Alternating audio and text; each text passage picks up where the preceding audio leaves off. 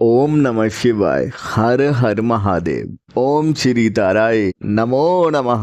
काल से नहीं डरता ये काली का भगत है। आज मैं आप सबके लिए लेकर आया हूँ अपने सच्चे भक्त की कहानी। किस तरह से उसने धन दौलत यश वैभव और ऐश्वर्य पाया और किस तरह से वो हमसे जुड़ी और उसकी जीवन में फिर सदगति उन्नति तरक्की आई। इस कहानी को सुनकर धन यश वैभव पा सकते हैं और वही मार्ग आप भी अपने जीवन में अपना कर अपना संपूर्ण सुख प्राप्त कर सकते हैं। और आपसे मैं बस इतना ही कहना चाहूंगा, इस कहानी में मैं अपने भक्त का नाम बदल रहा हूँ, उन पात्रों को बदल रहा हूँ। अगर इस कहानी को अच्छी तरह समझेंगे तो आज के बाद कहीं और नहीं भटकेंगे। आप जीवन में सब कुछ प्राप्त कर पाएंगे और धन दौलत वैभव ऐश्वर्य और सत्कर्म आपके पास होगा तो इससे बड़ी ब्रह्मांड में कोई दौलत नहीं है। तो आइए अब मैं आपको कहानी सुनाता हूँ। मेरी अनन्य भक्त नेहा और उसके पिताजी राम बहादुर, सरिता उसकी माताजी का बीमारी की वजह से देहांत हो गया। दोनों ही एक दूसरे से बहुत प्रेम करते थे, पर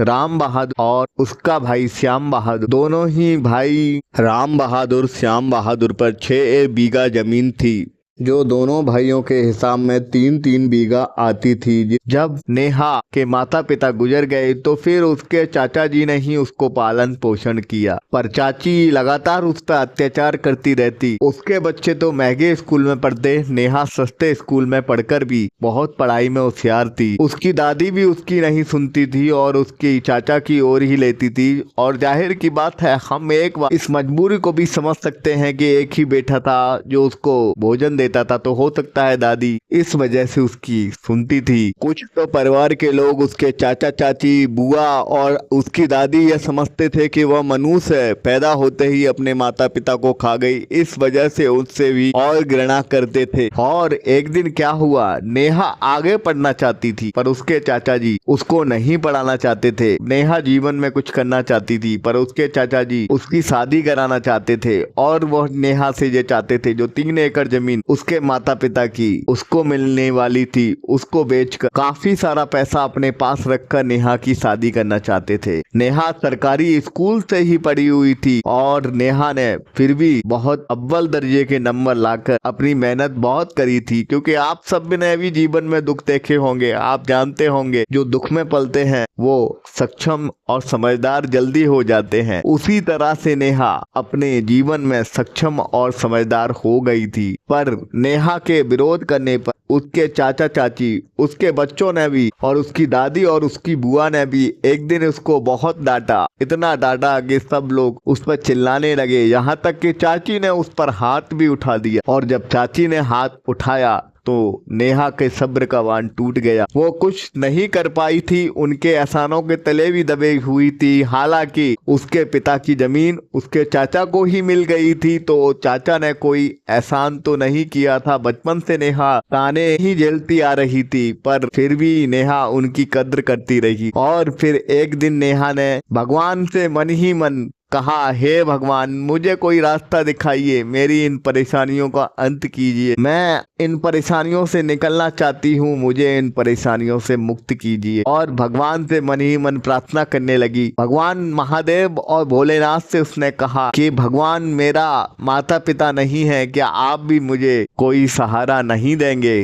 तो एक दिन उसके क्या हुआ, उसके चाचा जी के नंबर पर किसी का कॉल आया और घर में उस वक्त कोई नहीं था, सब सदस्य बाजार गए थे और नेहा घर में केवल अकेली थी। उस समय चाचा जी के फोन पर फोन बजा, नेहा उठाने गई तब तक फोन कट गया था। नेहा को फिर चाचा जी के फोन का पैटर्न पता था। नेहा ने यूट्यूब के बारे में अपने मित्र बंधु सखाओं से बहुत कुछ सुन रखा था। एकदम ही अचानक एक गुरु महाराज का वीडियो उसके सामने आया और उनकी बातों को सुनकर उसे थोड़ा हिम्मत मिला और गुरु महाराज के वचनों को सुनकर कि साया आपका साथ छोड़ देगा पर आपका गुरु आपका साथ कभी नहीं छोड़ेगा, ये उसका वादा है। उसे सुनकर नेहा के हृदय में हिम्मत दौड़ी और नेहा ने सोचा कि काश ऐसा भी कोई है जो अनाथों का भी नाथ है। और फिर वो भी गुरुजी के वीडियो को देखने लगी और उसने मन ही मन में कहा, हे गुरुदेव मेरे माता पिता नहीं है, भगवान भी मेरा साथ नहीं दे रहा है, मेरे चाचा जी मेरी शादी करना चाहते हैं, जो सोत्र कवच आपने दिए हैं मैं उनका पाठ करूंगी, और पाठ करने के बाद अगर आप में शक्ति हो तो आप मेरी रक्षा करना। और इस तरह से नेहा ने वह वीडियो देखा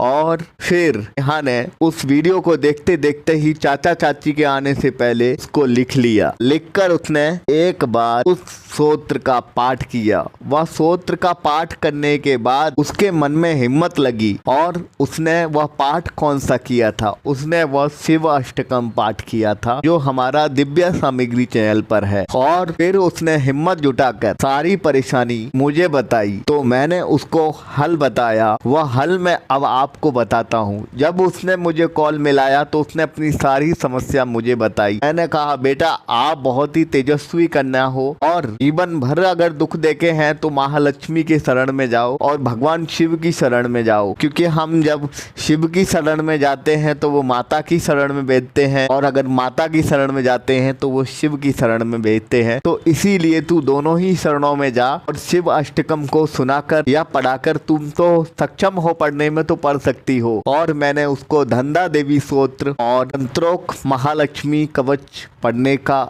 आग्रह किया, सुनने का आग्रह किया। तो फिर उसने वह दोनों तीनों वीडियो एक दिन चुपके से अपनी दादी के फोन में, जो कीपैड फोन था, उसमें उसने YouTube से चलाकर रिकॉर्ड कर लिए। सुनने लगी, पढ़ने लगी, पढ़ते पढ़ते याद हो जाता है। फिर मंदिर में जाकर पाठ करने लगी। इधर उसको देखने के लिए लड़का आया तो उस समय वह थोड़ा सा घबराई और वह मंदिर चली गई। मंदिर में जाते जाते रास्ते में एक बुजुर्ग महिला उसको स्कूटी से गिरती हुई मिली। उसने उसको सहारा दिया और उसको थामा और उसकी स्कूटी को सहारा दिया, फिर उसको अस्पताल भी ले गई। तो वो बुजुर्ग महिला पूछी आजकल कोई किसी की मदद नहीं करता, बच्ची तू इतनी अच्छी है और तूने मुझे सहारा दिया, तू मुझे अस्पताल तक लाई है। बुजुर्ग महिला के घुटने के बल गिरने की वजह से उसके घुटने में चोट आई थी, जिसका उसने पट्टी भी कराई। उसे नहीं पता था बुजुर्ग महिला एक बहुत बड़े स्कूल की मालिक है। ये बुजुर्ग महिला बहुत पैसे वाली है और बहुत अच्छे दिल की इंसान है, और उसके इस शहर में 4 से 5 कॉलेज हैं। इस तरह से हॉस्पिटल में जब उस महिला और नेहा की बात हुई तो नेहा ने अपने सारे दिल का हाल बताया। तो उसने नेहा को अपने सुबह स्कूल आने को कहा और जो भी नेहा पढ़ी हुई थी उसके डॉक्यूमेंट्स लाने को कहा, पर उसने नेहा को ये नहीं बताया था कि वो एक बहुत बड़े स्कूल की मालिक है। जब सुबह नेहा उसके स्कूल गई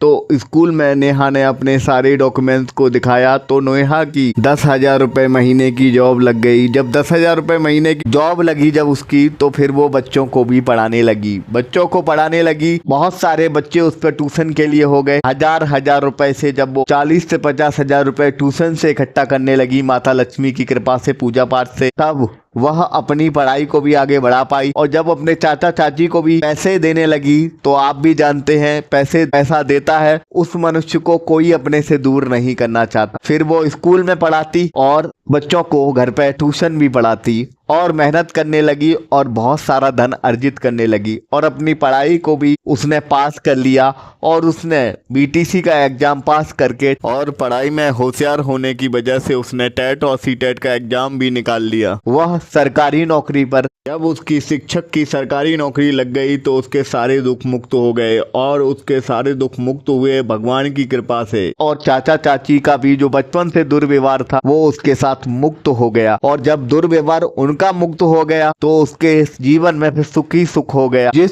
महिला ने उसको अपने स्कूल में लगाया था, उसी के बेटे से वह महिला ने उससे विवाह करने को कहा और ये कहा कि बेटी तूने हमारे स्कूल में 5 साल पढ़ाया, 5 साल में तूने इतनी मेरी सेवा करी, हर काम तू हंसते हंसते करती थी। मैं अपने बेटे के लिए एक योग्य कन्या ही चाहती थी और वो योग्य कन्या तू ही है, तू मेरे बेटे से विवाह कर ले। इस तरह से वो सरकारी नौकरी के साथ साथ अपनी सास के स्कूलों को भी चलाने लगी और उसने मयंक नाम के लड़के से विवाह किया जो उस मालकिन का बेटा था, और उसकी जिंदगी में सुख शांति धन यश वैभव आया महादेव की कृपा से, माता लक्ष्मी की कृपा से। इसी तरह से जो स्तोत्र आपको मैं वीडियो के दौरान लिखते हुए आपको आ रहा था, वह आप अगर भोजपत्र और अष्टगंध से यदि इन 16 मंत्रों को लिखकर अपने धन कोश में रखते हैं तो आपके घर में अपार धन दौलत और यश कीर्ति आती है और आपके समस्त कार्य, आपके समस्त विकार मुक्त हो जाते जाते हैं। जिस तरह से मयंक और नेहा का विवाह हुआ उस तरह से आप भी महादेव के शिव अष्टकम से, तंत्रोक्त महालक्ष्मी कवच से और नंदा देवी स्तोत्र से आप भी अपनी हर इच्छा पूरी कर सकते हैं। और जो स्तोत्र, ये 16 मंत्रों का ये स्तोत्र है, यदि आप इसका श्रवण और पठन करते हैं, भोजपत्र पर लिखकर अपने पर्स में रखते हैं या अपने धन कोष में रखते हैं, तो आपके समस्त सुख आपको प्राप्त होते हैं, महालक्ष्मी की कृपा होती है। और ये तीनों स्तोत्र आपको हमारे दिव्य सामग्री चैनल पर मिल जाएंगे और आपको समस्त सुख प्राप्त कराने वाले यह स्तोत्र है। और यह मंत्र जो आपके स्क्रीन पर चल रहे हैं, यह आपके समस्त सुखों की चाबी है। एक बार इसे मेरे कहने पर जीवन में जरूर अपनाइएगा। नेहा की तरह, इस कहानी की तरह आप भी धन, यश, वैभव और कीर्ति पाएंगे और अपने समस्त सुखों को अपना पाएंगे। इन तीनों ही स्तोत्रों को सुनने से आपकी नकारात्मक ऊर्जा दूर होती है, आपके पापों का नाश होता है और आपके जीवन में आपकी समस्त इच्छाएं पूरी होती हैं और आप धन, यश, वैभव, कीर्ति पाते हैं। और आप इन स्तोत्रों के श्रवण अथवा पठन से सारे सुख, सारे ऐश्वर्य पाते हैं। ये जो 16 मंत्र आपको दिखाई दे रहे हैं वो श्रीमन भगवत गीता से हैं, जो महालक्ष्मी की, स्वयं महालक्ष्मी को प्रसन्न करने के लिए भगवान श्री कृष्ण ने भगवत गीता में बताए हैं। इन 16 मंत्रों का जपन, पठन और श्रवण या भोजपत्र पे से, पर्स में या धन कोष में रखने से धन दिन दुगनी रात चौगनी तरक्की से आता है। ये धनवान बनने का सबसे श्रेष्ठ उपाय है। और मैंने जो उस कन्या को, नेहा को बताया था श्री शिव अष्टकम स्तोत्र, उससे मनवांछित इच्छाएं पूरी होती हैं।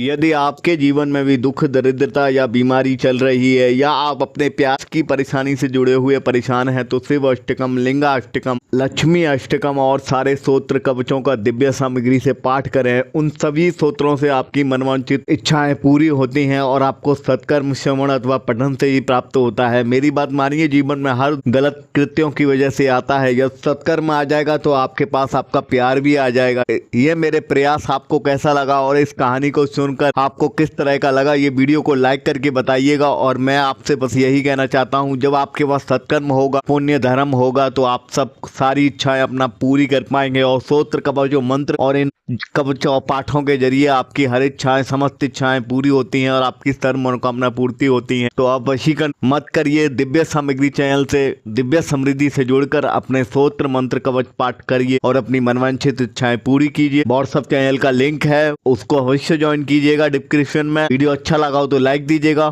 फिर मिलता हूँ अगले वीडियो में, तब तक के लिए जय मां भद्रकाली, हर हर महादेव।